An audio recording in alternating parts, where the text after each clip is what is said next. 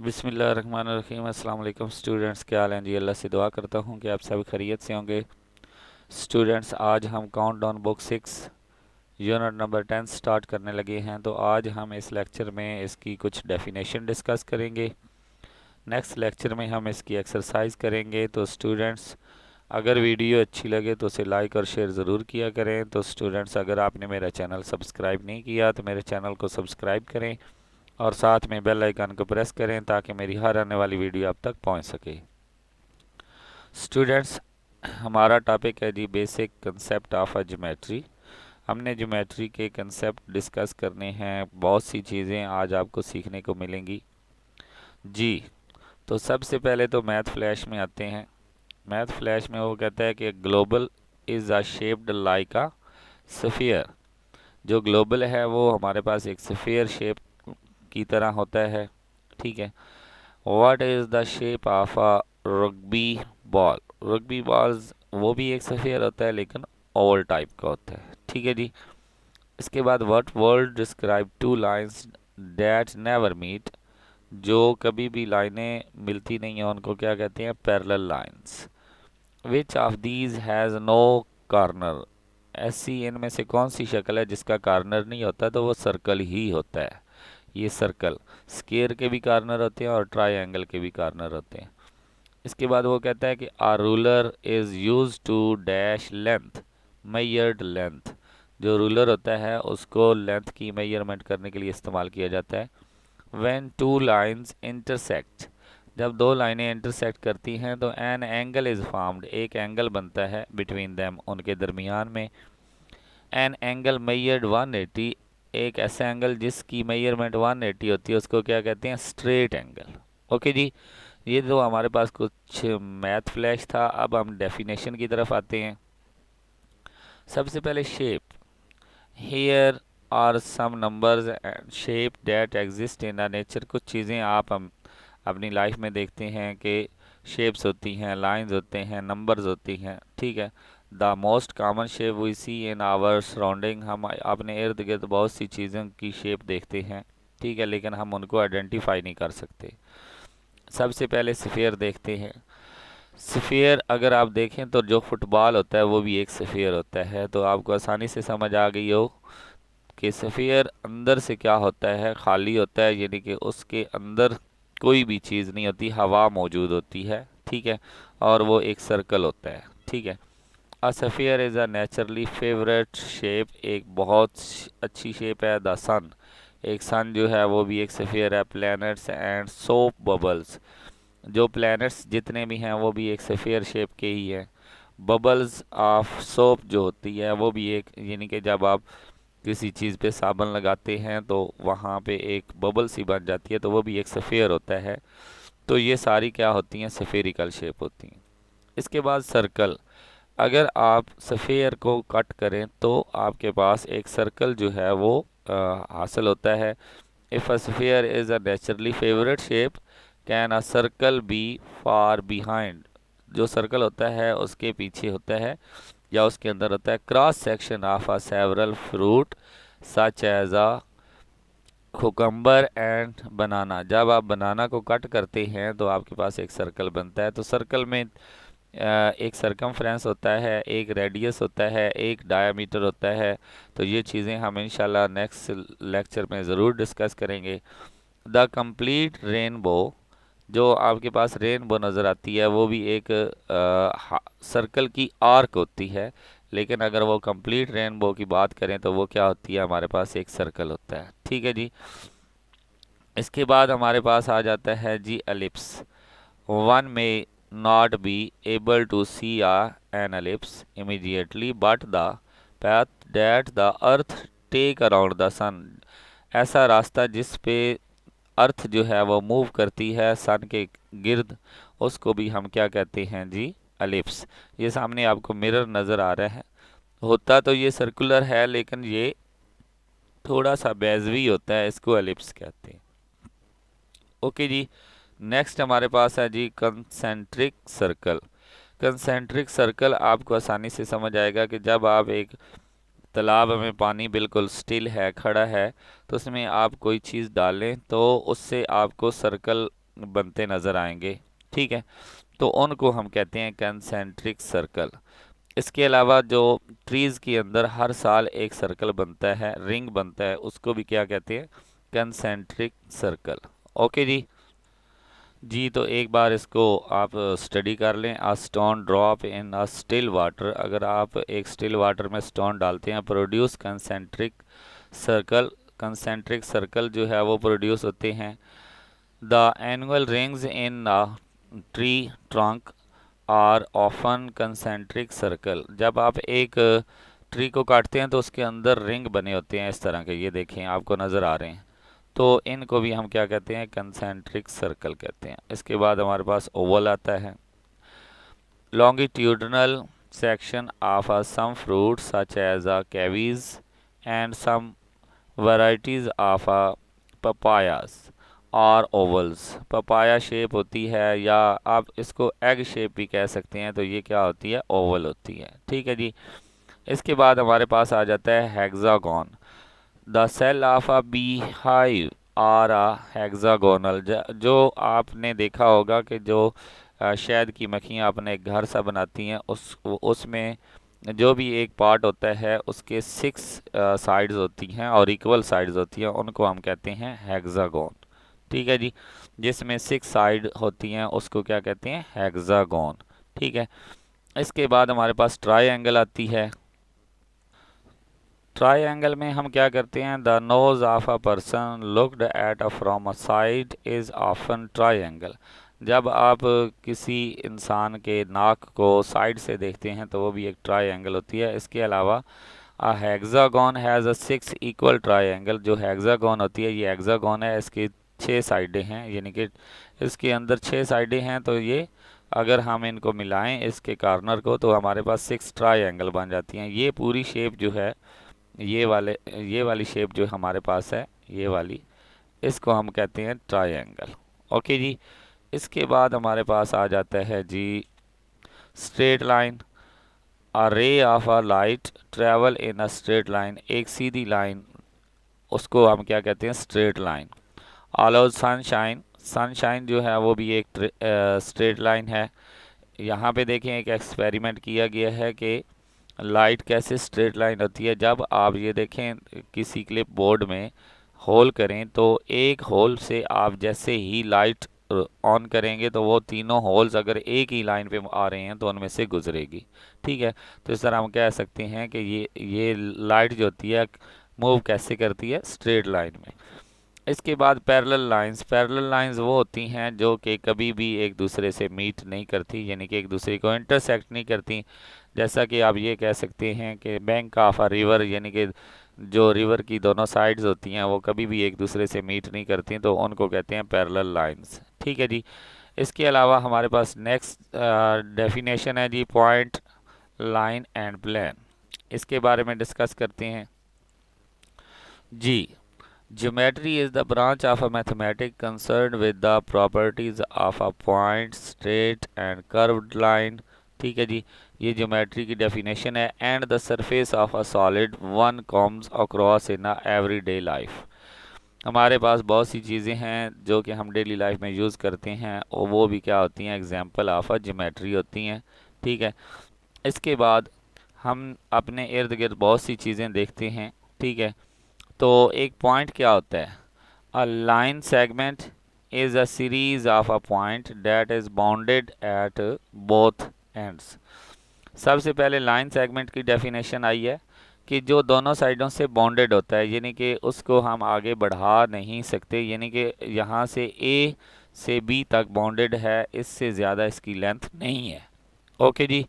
इसके बाद हमारे पास आ जाता है जी, ये देखें, ये ए से बी आगे पॉइंट लगाते जाएंगे, इन्हीं को पॉइंट कहते हैं, ठीक है। तो ये हमारे पास एक बॉन्डेड लाइन बनती जाएंगी। ओके जी। इसके बाद वो कहते हैं कि a line is a series of a point that extend infinitely in both side. अगर उसको आप एक्सटेंड करें दोनों साइडों पे इनफाइनाइटली तो उसको आप कहते हैं लाइन, ठीक है जी। वो तो लाइन सेगमेंट, लाइन सेगमेंट का मतलब होता है कि लाइन का कुछ हिस्सा, ये देखें दोनों साइडों पे एरो लगा हुआ है इस लाइन में, तो इसका मतलब है ये इस साइड पे भी क्या हो रही है, बढ़ती जा रही है, और इस साइड पे भी बढ़ती जा रही है, ठीक है। तो ये दोनों साइडों पे इनफाइनाइटली जो है वो बढ़ रही है, तो इसको हम कहेंगे लाइन। लेकिन इसका कुछ हिस्सा अगर हम काट लें, फॉर एग्जांपल यहाँ से लेकर हम यहाँ तक काट लें, तो ये क्या होगा, लाइन सेगमेंट होगा। ओके जी।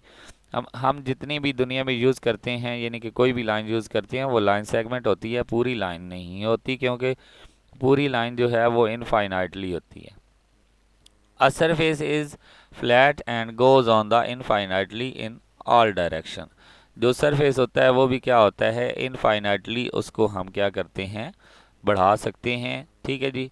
इसके बाद हमारे पास आ जाता है जी, important to clarify that a line has infinitely length. जो लाइन होती है उसकी लेंथ इनफाइनाइट होती है। The line that are drawn in the book are only segment of a straight line. वही मैंने आपको बात कही कि जो आपकी बुक के ऊपर लाइन लगाई जाती हैं वो पूरी लाइन नहीं होती, बल्कि लाइन का एक सेगमेंट होता है। इसके बाद वो कहते हैं कि अ plane has also has infinitely dimension. जो प्लान होते हैं उसकी भी इनफाइनाइटली डायमेंशन होती हैं, उसकी लेंथ होती है, ब्रेथ होती है। ठीक है। इसके अलावा जैसे जैसे उसकी शेप बढ़ेगी उसको हम और बढ़ाएंगे, क्योंकि लेंथ और ब्रेथ दोनों साइडों पे बढ़ती जा रही है। प्लान ऑफ अ फ्लोर और a ceiling is only a part of a infinitely plane. जो फ्लोर और सीलिंग का एक हिस्सा होता है, यानी कि जो आपके रूम का फर्श होता है, या जो रूफ होता है, या जो सीलिंग आपने करवाई होती है, वो प्लान का एक हिस्सा होता है, मुकम्मल प्लान नहीं होता। इसके बाद पॉइंट की definition, a point has a no length breadth. जो पॉइंट होता है उसकी लेंथ और ब्रेथ नहीं होती। ठीक है जी। और ना ही उसकी हाइट होती है। Geometrically point indicate only a position. Point सिर्फ क्या करता है, पोजीशन को इंडिकेट करता है। इट हैज़ नो डायमेंशन, इसकी कोई डायमेंशन नहीं होती। स्ट्रेट लाइन क्या होती है, straight line segment. Straight line segment point से मिलकर बना होता है, और एक स्ट्रेट लाइन सेगमेंट में इनफाइनाइटली पॉइंट मौजूद होते हैं। जैसे आप ये देखें, इनमें फासला ज़्यादा है, थोड़ा कम करेंगे वही लाइन रहेगी, थोड़ा और कम करेंगे वही लाइन रहेगी, थोड़ा और कम करेंगे तो हमारे पास एक लाइन बन जाएगी। ओके जी। इसके बाद हमारे पास डेफिनेशन आ जाती है जी। यहाँ पे वो बात कर रहे हैं कि एक पॉइंट से कितनी लाइनें गुजर सकती हैं, तो इनफाइनाइटली। ये एक पॉइंट लगाएं, ये देखें जहाँ से मर्जी जितनी मर्जी लाइनें गुजार लें वो वहाँ से पास करेंगी, यानी कि एक पॉइंट से इनफाइनाइटली लाइंस गुजर सकती हैं, लेकिन दो पॉइंट से सिर्फ एक लाइन सेगमेंट गुजर सकता है, या एक लाइन गुजर सकती है। ओके जी।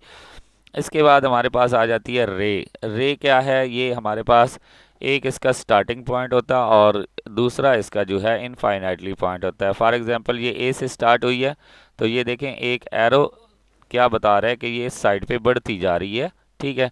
इसके ऊपर भी लाइन सेगमेंट होता है, लेकिन एक साइड से वो क्या होता है, फाइनाइट होता है, और एक साइड पे इनफाइनाइट होता है। ठीक है जी। यानी कि ये किसी चीज़ की डायरेक्शन को शो करने के लिए यूज़ होता है। A ray start from the definite source and extend to indefinite on the other side। जो रे होती है वो डेफिनेट सोर्स से स्टार्ट होती है, यानी कि एक ख़ास पॉइंट से स्टार्ट होती है, और इनफाइनाइटली तक वो क्या करती है, जाती है। A ray is a part of a line. ये भी एक लाइन का पार्ट है, क्योंकि लाइन दोनों साइडों पे मूव करती है, तो अगर दरमियान से काट ली जाए तो वो एक स्टार्टिंग पॉइंट हो जाएगा, और दूसरी साइड पे क्या हो जाएगा, इनफाइनाइट हो जाएगा। ये मैं आपको दिखाता हूँ। फॉर एग्जांपल ये आपने एक लाइन ड्रॉ की। ठीक है जी। इसको ज़रा गौर से देखें, अगर आप यहाँ से कट कर लें तो ये आपके पास बन जाएगा। ठीक है जी। ये अब इसका स्टार्टिंग पॉइंट है, ये वाला। तो ये देखें, ये हमारे पास एक रे बन गई है। ओके जी। तो इसके बाद हमारे पास स्ट्रेट लाइन। स्ट्रेट लाइन मैं आपको बता चुका हूँ कि एक सीधी लाइन होती है, जो कि कह लें कि इनफाइनाइटली दोनों साइडों पे बढ़ती है। ठीक है जी। इसके बाद वो कहते हैं कि 3 or a more points lying on the same straight line are known as a collinear point. तीन या तीन से ज़्यादा जो पॉइंट्स हैं वो अगर एक ही लाइन से गुजर रहे हैं तो उनको हम क्या कहते हैं, कोलिनियर पॉइंट्स। अगर जैसे कि ये देखें, ये ए और ई एक लाइन है, इसके ऊपर बी सी और डी ये भी पॉइंट मौजूद हैं, तो इनको हम कहेंगे कोलिनियर पॉइंट। इसके बाद the points not lying on the same straight line are known as non collinear point. वो पॉइंट जो एक ही लाइन पे मौजूद नहीं होते तो वो क्या होंगे, नॉन कोलिनियर। अगर आप पी और आर को मिलाएंगे तो क्यू और एस उसके ऊपर नहीं आएगा, तो इस तरह इनको हम कहेंगे नॉन कोलिनियर पॉइंट। इसके बाद if two or more lines pass through a point, अगर दो या दो से ज़्यादा लाइनें एक पॉइंट से गुजरें तो उनको हम कहते हैं कॉन्करेंट लाइंस, यानी कि एक ही पॉइंट से गुजरने वाली जितनी भी लाइंस हैं उनको हम कहेंगे कॉन्करेंट। लेकिन अगर वो एक पॉइंट से ना गुजरें तो उनको हम कहते हैं नॉन कॉन्करेंट। ये देखें, ये भी एक ही पॉइंट से गुजर रहे हैं, इंटरसेक्ट कर रहे हैं, ये भी एक ही पॉइंट से गुजर रहे हैं, ये भी इंटरसेक्ट कर रहे हैं एक ही पॉइंट से, ये भी इंटरसेक्ट कर रहे हैं लेकिन एक पॉइंट से नहीं गुजर रहे, तो इनको हम कहेंगे नॉन कॉन्करेंट लाइंस। ओके जी। इसके बाद हमारे पास आता है plane. A plane is a two dimensional surface that has length and breadth. जो प्लेन होता है उसकी टू डायमेंशनल सरफेस होती हैं और वो होती हैं लेंथ एंड ब्रेथ। ओके जी। इसके बाद हमारे पास टिल्टेड प्लेन। ये जो सामने शेप आपको नज़र आ रही है थोड़ी सी आपने चेंज की होती है, यानी कि इसके जगह चेंज होती है। जैसे बोर्ड होता है तो ब्लैक बोर्ड, उसको हम कहते हैं टिल्ट प्लेन। हॉरिजेंटल प्लेन, ये हमारे पास ये देखें जो एलिप्टिकल हॉरिजेंटल प्लेन हैं ये हमारे पास मौजूद हैं। जैसे कि बुक की दोनों साइडें होती हैं उनको भी हॉरिजेंटल प्लेन कहते हैं। ये ऊपर वाली साइड और नीचे वाली साइड ये हॉरिजेंटल और पैरेलल प्लेन्स होते हैं। ठीक है जी। इसके बाद जो यहाँ पे देखें, अगर आप सीलिंग और फ्लोर की बात करें तो ये दोनों क्या होते हैं, हॉरिजेंटल होते हैं। अगर दोनों साइडों की दीवारों की बात करें, जैसा कि यहाँ पे इंडिकेट कर देता हूँ, ये फॉर एग्जांपल सीलिंग और ये फ्लोर, तो ये क्या हैं, हॉरिजेंटल हैं। लेकिन ये दीवार और ये वाली दीवार ये दोनों क्या हैं, वर्टिकली हैं, लेकिन ये पैरेलल भी हैं। ओके जी। जी स्टूडेंट्स, तो ये आ गया हमारे पास वर्टिकली और हॉरिजेंटल प्लान। इसके बाद इंटरसेक्टिंग प्लान, वो प्लान जो एक दूसरे को कट करें। जैसा कि ये दो दीवारें हैं, ठीक है, ये वाली दीवार और ये वाली दीवार, ये दोनों क्या हैं, एक दूसरे को इस पॉइंट पे इंटरसेक्ट कर रही हैं। ठीक है, यानी कि लेंथ और ब्रेथ जहाँ पे दोनों मिलती हैं उसको कहते हैं इंटरसेक्टिंग प्लान। ओके जी। इसके बाद हमारे पास ये सारे इंटरसेक्टिंग प्लान की जो है डायग्राम दी हुई हैं। इसके बाद हमें ये एक टेबल दिया हुआ है जहाँ से आप आसानी से सारी चीज़ें याद कर सकते हैं। पॉइंट की ज़ीरो डायमेंशन, उसकी कोई डायमेंशन नहीं होती। अ point has only a position, सिर्फ वो पोजीशन बताता है। इसके बाद हमारे पास लाइन, उसकी वन डायमेंशन होती है। Line has a one dimension is length, जो कि लेंथ कहलाती है। इसके बाद प्लान टू डायमेंशनल होता है। A plane has two dimensional length and breadth, और उसमें लेंथ और ब्रेथ होती है। जो सॉलिड होता है वो थ्री डायमेंशनल होता है, उसमें solid as a three dimensional length breadth and height भी मौजूद होती है। तो ये साथ में कुछ डेफिनेशन लिखी हुई हैं, इनको भी आप एक बार रीड कर लें। A point has a no dimensional length breadth and height, इसकी कोई हाइट ब्रेथ नहीं होती। और डिफाइन अ डेफिनेट पोजीशन, और ये सिर्फ डेफिनेट पोजीशन को शो करता है। जी। जो पॉइंट होता है वो क्या होता है, डेफिनेट पोजीशन बताता है। A line is a defined by a two point, ये टू पॉइंट से होती है। ए और बी को अगर मिलाएं तो ये हमारे पास एक लेंथ बनती है। तो ये हम ये कह सकते हैं कि its length extend to infinitely on both in both side direction. इसकी जो लेंथ होती है वो दोनों साइडों पे हम बढ़ा सकते हैं, उसको हम लाइन कहते हैं। लेकिन अगर हम उसको वहीं पे कट कर लें तो वो लाइन सेगमेंट बन जाता है। इसके बाद plane as a two dimensional length and breadth, जो प्लान होता है उसमें लेंथ और ब्रेथ होती है, और इसकी भी जो लेंथ और ब्रेथ होती है उसको हम एक्सटेंड इनफाइनाइटली कर सकते हैं। An infinite number of a plane can be drawn through a two point और a straight line. Two point से हम इनफाइनाइटली प्लान जो हैं वो बना सकते हैं। Only one plan can B draw through the three non collinear point. Non collinear point से हम सिर्फ एक ही प्लान बना सकते हैं। और solid as a three dimensional length breadth and height, इसको हम 3D भी कहते हैं। इसके बाद ये प्रैक्टिकली आपको बताया गया है कि एक पेज लें, उसको यहाँ से क्या करें, फोल्ड करें इस तरह। फिर आप क्या करें, जब इस तरह फोल्ड कर लें तो फिर CD कर्व भी फोल्ड करें, तो ये आपके पास एक प्लान बन जाएगा। यानी कि ये अब 4 डायमेंशनल 3 डायमेंशनल बन गया। ठीक है जी। तो ये हमारे पास कुछ डेफिनेशन थी। अब यहाँ पे देखें, ये उसने बताया होगा कि ये हमारे पास एक ए बी और ये सी डी, ये 2 डायमेंशनल है, लेंथ और ब्रेथ है। ठीक है जी। इसके बाद अगर तीसरी साइड भी ले आए तो एक ही पॉइंट से गुजरेगा, तो उसको हम क्या कहेंगे, कॉन्करेंट। ओके जी। इसके बाद हमारी एक्सरसाइज है, तो वो इंशाल्लाह नेक्स्ट लेक्चर में हम करेंगे। तो नेक्स्ट लेक्चर तक इजाज़त दें। अल्लाह हाफिज़।